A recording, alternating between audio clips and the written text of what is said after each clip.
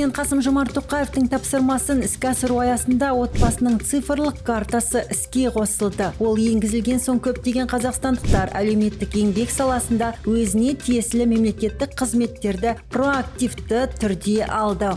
Азаматтар қолдау керек болып, қандай да бір өмірлік қиын жағдайға тап болған кезде SMS хабарлама алады және оған бірден жауап бере алады. Осы функцияның арқасында халыққа қызмет көрсету орталықтарына жүгінудің қажеті болмайды. Цифрлық картада сондай-ақ зейнеткерлік жасына жетпей 2 ай бұрын зейнетақы төлемдерін алу мүмкіндігі туралы, берілген, ұзартылған қандас мәртебесінің аяқталу мерзімі туралы, сондай-ақ жұмыссыздарға жұмыс іздеу, тегін оқудан өту мүмкіндіктері және жұмыспен қамту саласындағы мемлекеттік қолдаудың басқа да шаралар туралы автоматты хабарламалар тетігі іске асырылады. Жыл басынан бері 453 мыңнан астам осындай хабарлама жіберілді. Оның ішінде 180 мыңнан астам адам өз төлемдерін ешқандай өтінішсіз алды. Барлық сұрақтар бойынша 1414 нөмірі бойынша колл орталыққа хабарласуға болады. Қоңырау шалу тегін.